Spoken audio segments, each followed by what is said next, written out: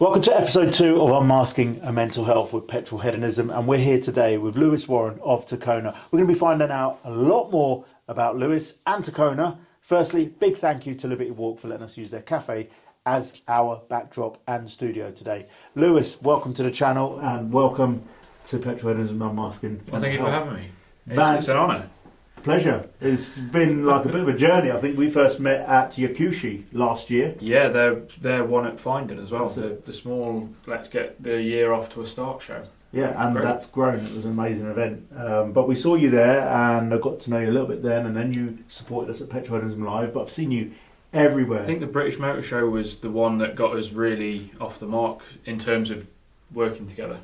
So we came to Yakushi, obviously kind of got introductions done there. And then I was at British Motor Show and you turned up at British Motor Show and that was it. And I bought 2 key rings. Exactly. So, 2 things I want to cover is obviously Takona, what it is, what's the brand, what it's about, but obviously how that feeds into mental health. And the hashtag itsoktotalk is huge. I've got it on the side of the Lamborghini. Yeah. And we've given out stickers to our ambassadors and at events. So firstly, Takona, tell us. So the name itself doesn't actually mean anything, or it didn't when I put it together. I met someone who was prolific at creating businesses and I asked him, why do all of your business names not mean anything? He said, well, I create a word that doesn't mean anything else so that what I do with that business is then what that word means.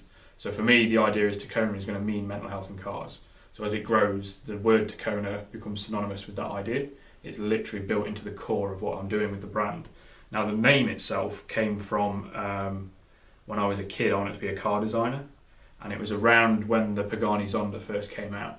And I was obsessed with Tokyo and the Zonda. And I think, looking back to 8-year-old me, that's the mashup of those 2 words. And I've since found out it's also an Easter Island body painting tradition that loosely translates to leaving a mark. So it's like the stars have aligned and it's all led to this word becoming what it means today, which is cars and mental health. Amazing. I love it when the stars align. That's happened a lot for us at Petrolheadonism and for us as well in 2017. I was looking for a word that would encapsulate everything we did because we work across so many different genres of the automotive world, from classics to highly modified modern supercars, everything. Yeah. And I wanted to find an umbrella name and literally the word fell out of my mouth. I was looking for something like Petrolheads Mecca and things like that kind of felt contrived. Yeah. And then I was just literally speaking to a guy who'd invited us up to see his Pagani Huayra that had just arrived. And I sent him a message saying, thank you so much for this wonderful day of Petrolheadonism. And literally as it came out, I was like, I've just created my own word. So then started the hashtag. An amazing amount of tags we get every day with people using that as a hashtag. And for you, like when I saw Takona, for me, because it was so individual, it kind of for me said that it was already something. Yeah. And that's what's really eye-catching about it. Yeah, and the funny thing is, with this logo, because of the shapes of the letters, people think it says TAC DNA, which I'm going to buy the website for and just make it redirect through. It's good stuff. It's happened 3 times this week. So where did you come from to get to Takona? What were you doing before and why Takona? So my working life has been a bit of a wild, there's no linear line to it. So I started as an accountant, so that was a very boring profession. There's not much engagement with people, and it turns out I'm quite chatty. I mean, we're doing this and I do 2 different podcasts and I promote talking. So I really struggled with that, and at the same time as working as an accountant, my family life was very turbulent. Right. We had the police involved in ambulances and fights and kicks off, and it was a very difficult place to grow up. And between the ages of 15 and 18, I had no stability or normality. So working in an environment that does not allow any conversation to happen because it is sit down, focus on spreadsheets, get things done, it meant that my personal mental health was in a real difficult state. And I just ended up on stress leave, and then I ended up losing my job and all this kind of thing. And I fell into working in mental health. I started working in a range of secure hospitals, which as a young man, there were kind of 3 main things that it really helped with.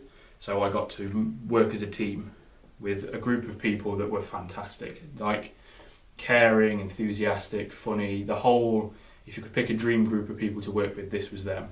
And then we were also doing good, we were helping, we were making difficult things better. We were helping people work through recovery and go from a really horrible place to a much more manageable state of life, and really making a difference, which when you struggle, you find that it really helps pull you through to help other people, which I'm sure you've hopefully found yourself with all the work and the good that you do is when you've had dark times, as you've fed into helping other people through their difficulties, it's helped lift you up as well. Oh, absolutely. Yeah. So having been in a place where my personal life was really traumatic and turbulent, helping other people get through not necessarily similar things but comparative things really helped me to deal with what I was going through. And then the third part, which is every young lad is full of testosterone, so dealing with high danger, high intensity situations in the more high secure areas, it really starts to get all of that out of your system. So it was either start going fighting people or kicking off and turn to the more dangerous ways to deal with that kind of testosterone and that, or lean more into the stuff that I was doing that while it was dangerous and it got the adrenaline rush, it was actually serving a good purpose. So that's where the mental health side of my life started to really take a different direction. It would have been very easy to go into a very, very dark place at that point, but fortunately working in the mental health environment pulled me through it. And now while all this was going on, I've been a petrolhead since I was about 5. Yeah, so it was one of those where you go on my grandparents live in like Cornwall, so we'd go from Nottingham to Cornwall, which is like a 7-hour drive, and the whole way there I'm like, oh look, Dad, a Ferrari, oh look, Dad, an Audi, oh look. And you were spotting these cars back then. Damn, you were spotting kid. cars before Scoot was born. Exactly, which makes me feel even older now. Thank you very much. But no, that was, as a kid, I was obsessed with cars. My dad had a 205 GTI, and then he got a Celica, and then an M3, and a Porsche Turbo, and he's had an Audi TT.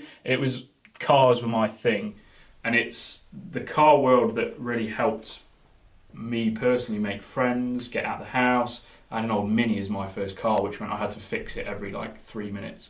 So I learned skills that were valuable, but I also learned how rewarding it was to go from, oh crap, this is broken, to, oh, I've achieved something today.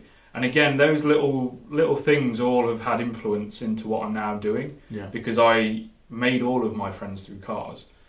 I would go to meets and events and shows, and I would meet people, and we'd talk cars, and I would then go for drives, and I'd go for coffee, and we'd go out, and all of my friends, that probably 90% of the people I know are car people, purely because cars connect us. So then I met my other half, who is a psychologist. While I was working in these hospitals. And she's a lovely lady. She's amazing, yeah. The biggest problem she has is that I tell everyone she's a psychologist, and then she's like, they're all going to think I'm analysing them every time they're in. She's like, I don't care, I do that for a living, and then I don't want to do that when I'm not at work. Sure. But she's just... But she is. She is, yeah. If you ever meet her, she's got you. No, she's not. Genuinely, she's the clumsiest person in the world as well. She's so smart that her brain forgets to see things. But I met her while I was working in these hospitals, and I was doing 6 shifts a week just to pay rent. And she was on this trajectory, so she's now a doctor. Amazing. So I then went, right, I should probably pull a finger out and try and keep up, because she's just going to show me up every time I go, oh, what do you do? Oh, I'm a doctor. And what do you do? Oh, I work night shifts. Great. So I got into a corporate job, and I ended up down south, which is probably one of the best things that I've ever done, because it got me away from all of the stuff that was causing my difficulties. It's very hard for someone to turn up on your doorstep and kick off at you if you're 300 miles away. So for all the difficulty I had having worked for the company that I worked for, the big positive was it got me down south, where I made a whole new connection of friends, some of which I would now call my best friends. Yeah, so we're going to go off a little bit of a tangent there, because you've highlighted something really important that I've brought up previously in other conversations I've had with mental health charities, but also with episode 1. It's being able to realise and accept that you're in a place where there's toxicity that's literally affecting your life, and to be able to recognise that is a major step, but be able to pull yourself out of that, because so many people feel trapped. That's one of the things about depression, anxiety, stress, everything else, is that feeling of being trapped. And I've been there. I felt trapped about 5 years ago, that I just didn't think I had my own identity away from a certain something. Yeah, well, we talked about this on stage at Petrolheadonism last year, even. Last night, that'd be nice. But that was one of the things that you brought up when we were stood chatting on stage in front of all those people. You very, I'd say bravely, opened up about the difficulties. And I was literally on the stage with the big lump in my throat going, oh, I can't cry at this point because it'll ruin the whole conversation, because everyone's like, oh, you're all right, mate. Yeah. But you were very open and honest to say, about 5 years ago, I had this thing happen, and I recognised that and noticed that and made effort to move away from it. I didn't recognise that. In talking openly to some friends, which I had never done before, I'd been very private about my own personal feelings. Yeah. And as a man, you are. I opened up to 3 or 4 friends that I didn't realise had issues. Like one friend had a very similar situation with his toxic people to mine. And he even showed me messages on his phone which kind of mirrored what I'd been receiving from a certain somebody. Yeah. And it made me realise, wow, so having these conversations with these people and being more vocal about it. And I say, if you can verbalise what you're thinking, that's already part of the battle. Yeah. And by verbalising it, you open that conversation, then you realise the situation. It was those people that I spoke to that really helped me. And there's one person especially, I thank them literally for saving my life, because they made me see what situation it was, and I had to make some kind of move. Other things happened to help that move, and I'm very much a believer in make your own luck and make things happen for yourself and create your own destiny. Yeah. But it's worked to where I am today, where I feel free, and that's what the swallow represents, is freedom. Amazing. But like, for you to get out geographically, is major. Well, it was very much a huge part of the reason I got involved with the company I was working with, was because that was always part of the plan. So I actively, having obviously worked in mental health and being with a psychologist, I'm probably more perceptive to it than most, because it's a bit hypocritical for someone with so heavily involved to miss those things. And I don't say that in a light term, calling people hypocrites, because it's how I cope with how I do things. If I go, oh no, you're a hypocrite for doing this, it forces me to make a change, because I don't want to be like that. Whereas I know there's a lot of people that work in mental health that really struggle, and I've lost friends due to it within the industry. And I think the difficulty for those people is that they're seen to be the professionals, so they feel like they can't suffer. And it's literally the people that have been the most prominent in helping others have then felt, oh, I can't be seen to be weak, because then what I say reduces it. And it's a really difficult thing for people in the mental health industry to deal with, is mental health, because you put yourself in this position of, I need to be the strong person that helps other people, I therefore can't feel these things myself. And you'd be shocked to find just how many people who are mental health professionals really struggle with it because of that dynamic. And again, one of the things that I found was when I got people who I worked with to actually stop for a minute and talk about it, it made them lift this load off their shoulders and go, well, you know what, I am finding things tough. And working in the areas that we worked in as well, you deal with a lot of heavy stuff, and it's really crucial to have the time to decompress that. And for people that have had trauma, or people that have worked in areas that have created these problems, and for people like yourself that have had these really horrible things that they've dealt with and have internalised it and held it and not released it in an appropriate way, there was always going to be a release. It's just not necessarily one that you control. No, whereas absolutely. recognising it and learning about it and finding out that actually this is what's the root of my feeling like this will help to lift that load properly. Because I imagine your two routes, had you not started communicating, would have either been off the rails or off something else in a much more serious way. There were times when, and we're going to say openly on this channel, suicide comes into your mind, and I'm not going to lie that there were moments where I'd figured it all out, and how and when, and and for me, I am totally indebted to my wife, and my kids will never know how many times they've saved me, because purely they just came into my mind. It was like, that was it. But it's been a journey of medication and therapy. And I've said to you on the stage at Petrolheadonism Live, that first tablet, that first pill was so hard to literally put in my mouth and swallow. It's accepting that you've got a problem. Major. But there were so many steps of acceptance to get to that point. And then it's what endured after that. And looking back, while I lived it, I was functional and I was doing stuff, but I was on medication. But looking back, I felt like a zombie. And I was just functional, as it were. But one of the things I want to touch on is, obviously, Takona, you sell merchandise. hashtag it's okay to talk, stickers, hoodies, t-shirts. Yeah. I've had the comment that we're jumping on the mental health awareness bandwagon to either make money or get views. How do you feel about that? I find it a very difficult position for people to try and attack you with, in terms of what we're doing by even just having this conversation. Yes, it gets us some exposure and it gets us out there, which isn't the purpose. The purpose is to get that out there. That message. Promote the message, get more people to see that it's okay to be in these positions and to open up and talk about them. The more exposure we get, the more t-shirts I sell, the more stickers we have on cars, the more prominent the idea becomes. Yeah.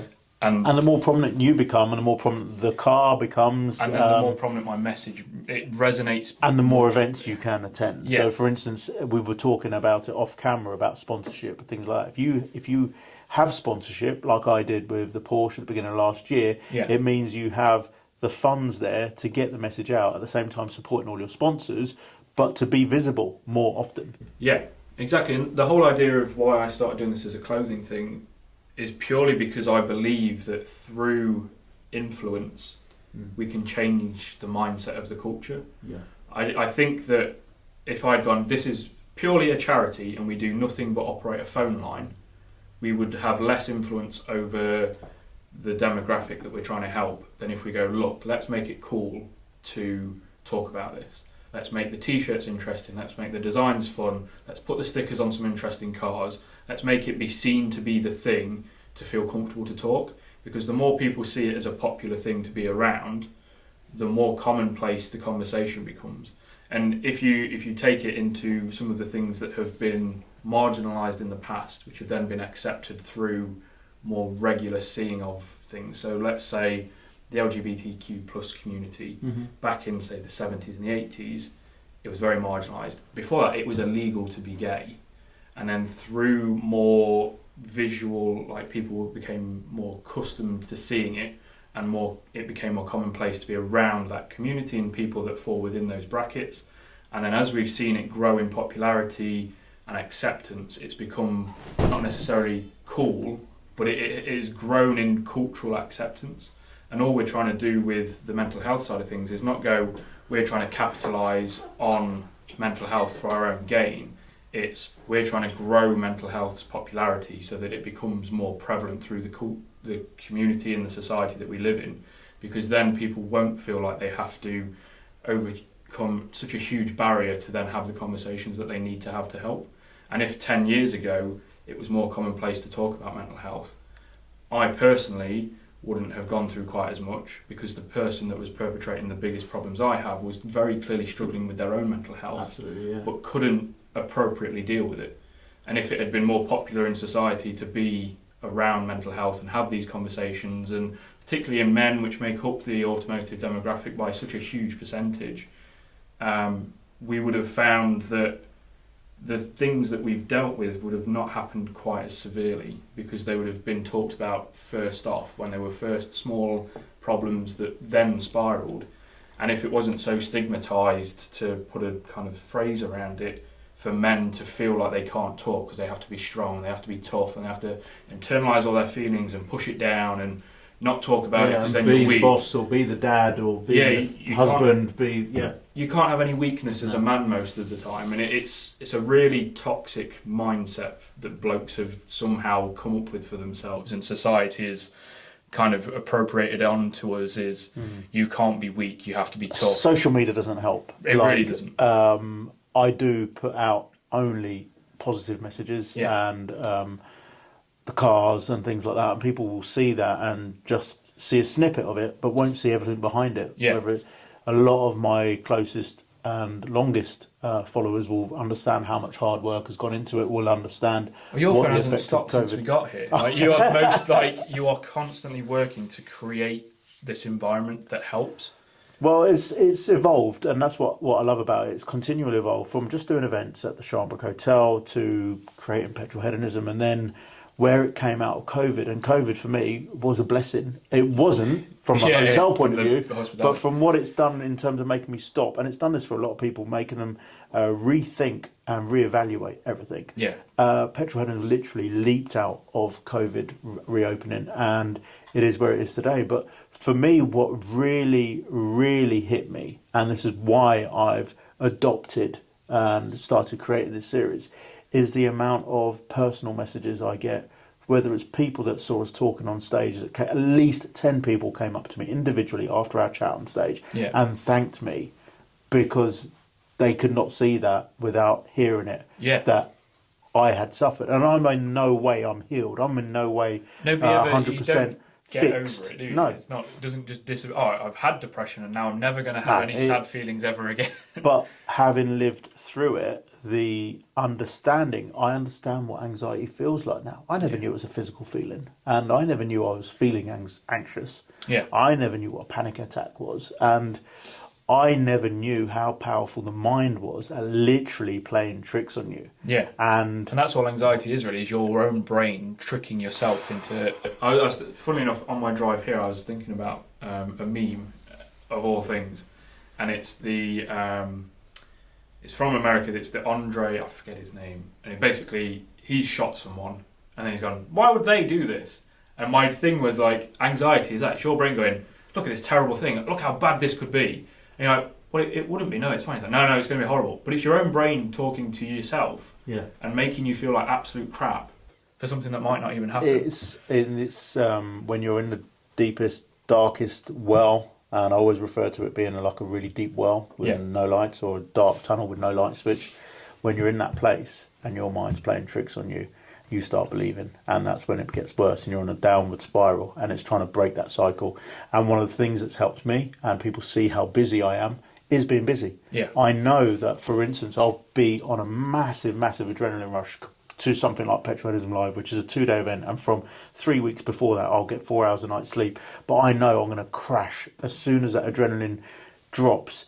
I know I'm going to crash, so then on the Wednesday, Thursday, when I know I'm going to be absolutely at my lowest, I'll put in a 9 o'clock appointment each day, so it gets me out of bed, gets me driving somewhere, gets me to do something, so I mitigate. I still get low, I still have that mood issue, but I mitigate how bad it is. And that's where 5 years, and it's still a continuous journey. I'm not saying 5 years, I've done it, see you later. That's why now I want to pass it on. I want to work with yourself at Takona, have you at our events as we do, and just increase the message. And as I've said in our previous video, and I'll say in every single episode, if we can help one person to realise that they can get help, or that they need to just stop, check their surroundings, look at what's going on, what's affecting them the most, then we can... It's worthwhile. Absolutely. It's worth doing. And I know when we finished with Petrolheadonism, the event wrapped up and we'd all gone home, I know that we had the conversation afterwards where I was like, I hope you're making sure to give yourself a bit of space to come off this rush. And you're like, don't you worry, I already know what to expect. I've got things in place. I'm planning for it, because you knew yourself that you would have this peak, and then because you don't go back to baseline, you always go underneath baseline and then come back up. Yeah, unfortunately, Petrolheadonism Live was literally probably 10 times bigger than any biggest event I've ever done before, and the curve dropped about 2 weeks after. So where I was expecting it on Wednesday, Thursday, it was my birthday on the Thursday, and so we kept that kind of level going. But I was literally ready for a break. So it's about, you need to have that journey to understand yourself and to heal. But as I say, you'll never fully... No, I think what you do is you grow and you learn, and it's not necessarily that these problems don't come back, but you learn how to manage them and mitigate the worst parts of them, and how to go from a low point back to normality and to that baseline level. As you grow and develop and you go through these experiences, you start to find the things that help, and you know, like you said, like you put a 9 a.m. appointment in, it means that you have to get out of bed, and then you don't spend the whole day wallowing in self-pity and scrolling through social media and feeling bad about yourself. You're like, oh, these guys are driving £1 million cars, my car's only worth 200 grand. And it's like everybody has this level of, I want to be the guy in that car. And I'm like, on that my 10 grand Toyota outside. On that point, I go back 15 years, I was driving a Vectra Estate. Yeah. And that was my car, and going back 12 years, I think I bought my 1974 Mercedes, but within a month I'd sold it, and then I bought it back again, and now I'm having it resto modded. Yeah. But it's anybody, you can't look at others because it's all relative. Yeah. And, you know, even I was at the Pagani factory, and I love this story because I was at the Pagani factory and just like, wow, someone's ordered a brand new Pagani, £2.5 million or euros. And hold on a minute, he thinks he's made it. He thinks like, yes, I've done it. And he has. For him, for what he's achieved in his life, he is. But then he'll go somewhere else and go, this guy's just bought a jet. No, the Pagani representative told me there's two guys that own 8 Paganis each. Well, hold on a minute, that's just another level. But you can't compare it to that because otherwise you're constantly looking at the Joneses and you're constantly competing, and you've got to do what's happy for yourself. Yeah. And I think that's where a lot of people do struggle, and this is where social media has its role to play. Because I did, during my therapy, and I think this was like year 1 or year 2, I unfollowed so many people on Instagram because all I was seeing was every single week they had a new hypercar dropping or a new supercar dropping. And I was like, how the hell? And I literally, at some point, I'd sold off the Gallardo and I had no Lamborghini, which, so what? But it was part of your status as a person. That the Lamborghini Club UK and everything else, and Petrolheadonism. And it was like, well, hold on a minute. How am I ever going to get another car? And these guys just keep buying cars. What am I doing wrong? And I guess that was part of the realisation during the COVID first lockdown. And I'd helped so many friends have many fingers and many pies. And I hadn't really done that for myself other than create a huge amount of income revenues for the hotel. But that was one place which as soon as lockdown hit, that shut down. Whoever saw that happening. So then Petrolheadonism became a multifaceted organisation.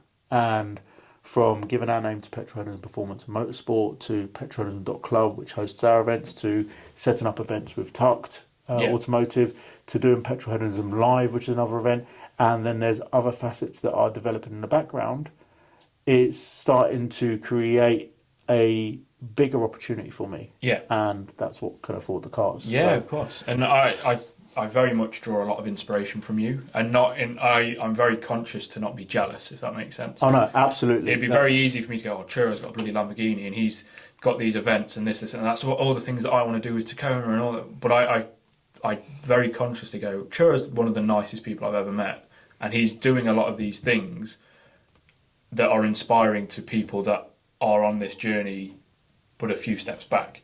So I've only been involved in clothing and working in some capacity in the car world since 2019. Wow. Whereas you've been doing it for a lot longer. Oh, 16 years, massive relationships, and but nobody sees that, a good reputation. Yeah, they say, Petrolheadonism came out of the lockdown and he's already got a Lamborghini. Where have I gone wrong? And it's like, no, it's all of this work and all these relationships that you've built up over time. And as someone that's very fresh into the game, it's inspirational to go, if I do these things and get involved with these things and make connections in the right places and build these relationships and friendships and get involved in as much of a capacity I can then grow what I'm doing to reach more people.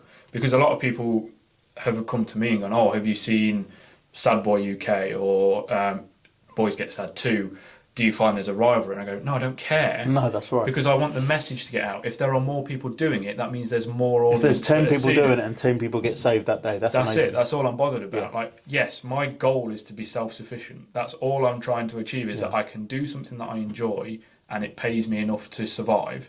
Yeah. I'm happy at that, because I've tried to work in a corporate sales job and I hated it. You can make sales and make a bit of money, but you can hate yourself while doing it. And I've worked in a minimum wage job helping people save lives, and I loved it. And if that paid enough for me to survive comfortably, I'd have just stayed doing that. And there's this real, to get back on this whole, are you just capitalising on mental health for your own gain? No, I'm not. I would be more than happy to earn 30 grand a year that is enough to pay for a mortgage and a car that I enjoy, and I can make t-shirts to my heart's content, and I can maybe help some people while doing it. I'm happy. I don't need to be chasing the money. I just want to chase the help that can be made from it. Yeah. And I hope with having the relationships like that we've got and with other people in the business and the community, we can make the car world a place that accepts mental health. And it uses the connections that, because we'll all talk about cars till the cat, we've got a bloody wide body Supra there, and the real thing is there. Yeah, exactly. And we'll all just talk about this till the cows come home, and we'll get nerdy with the specs and the engine sizes and the cylinder capacity and all that sort of thing. And we'll do that endlessly, regardless of who we are or where we come from or how much money's in the bank or what car sat on the driveway. We will connect and we'll talk. And the whole idea for me and for us, obviously for what you're doing with all of this, is to go, well, that's a really good thing. Let's use that to make a bigger impact than just, we like cars, aren't cars fun? And hopefully that is encapsulated with everything that we're doing. From my point of view, this is a very small part of the whole picture in having a YouTube series, Unmasking Mental Health.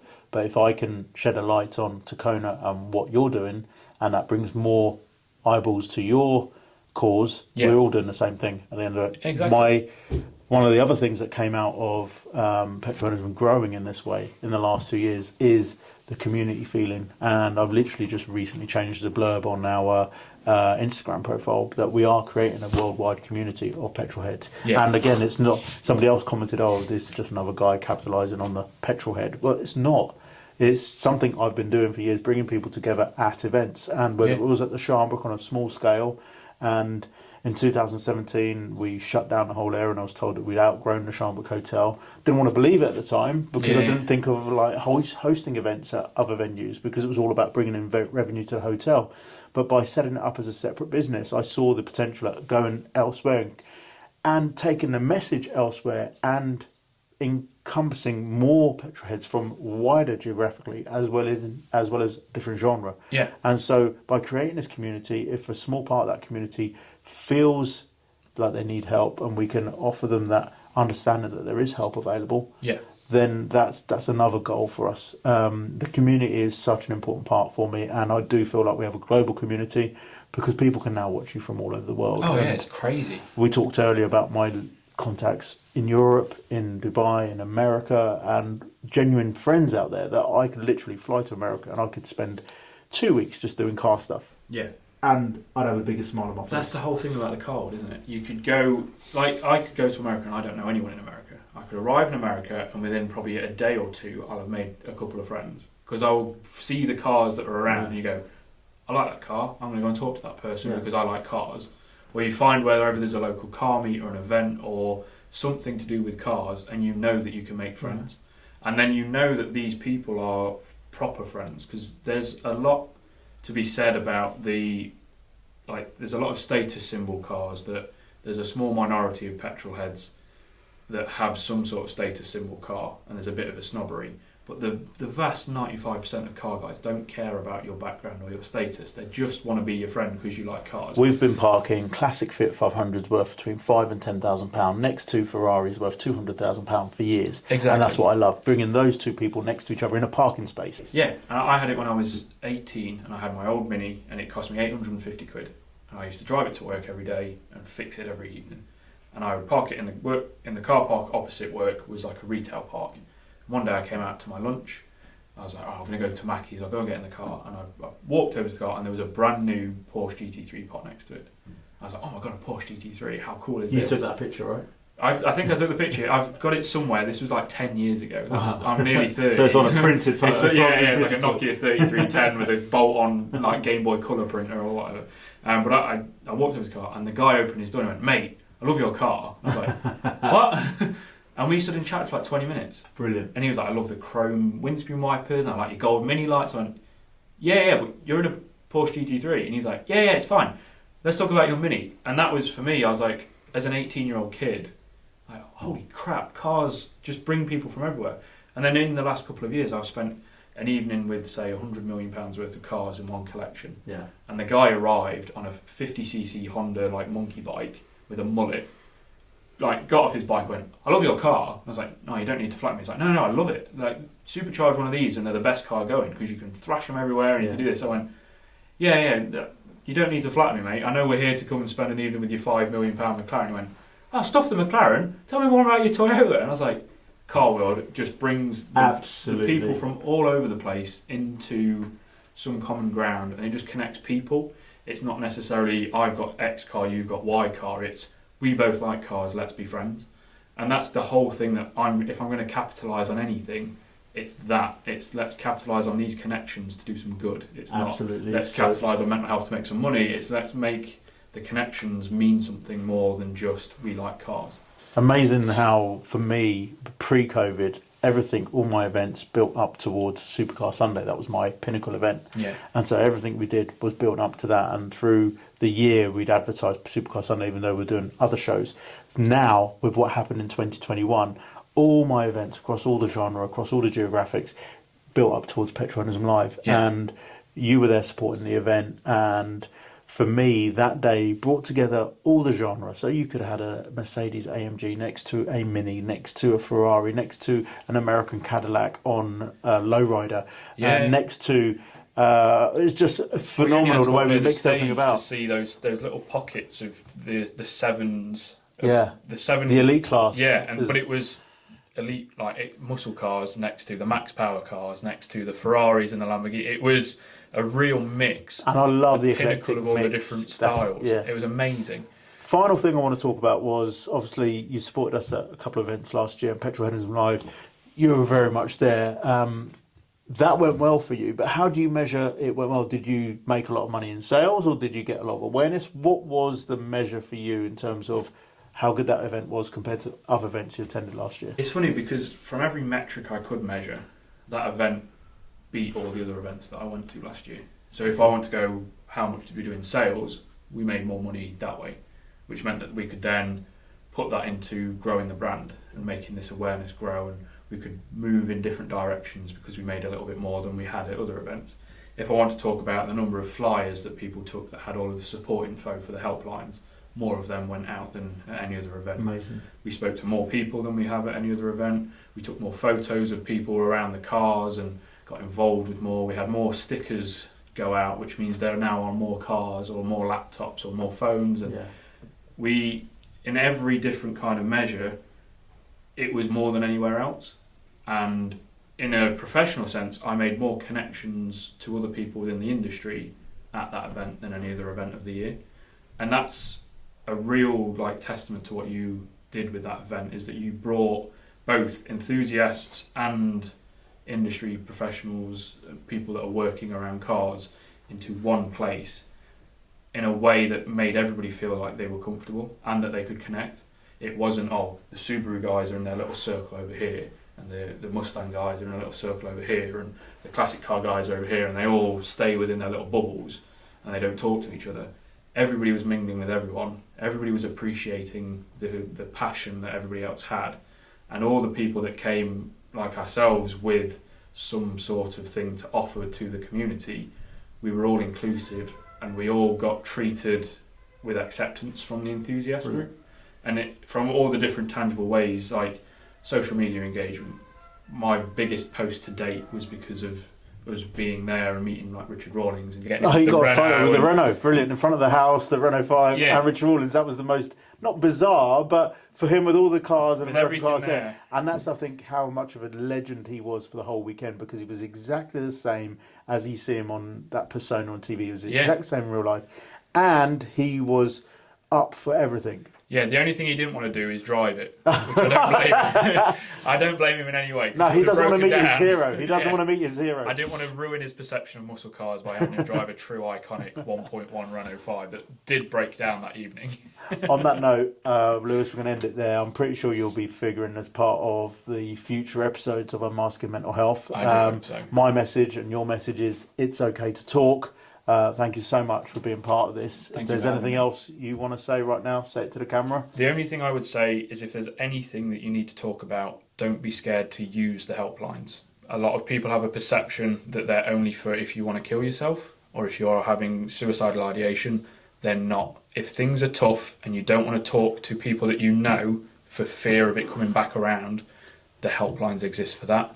And we have a whole list of them on the website. Brilliant. Use them. Awesome. Thanks, Lewis.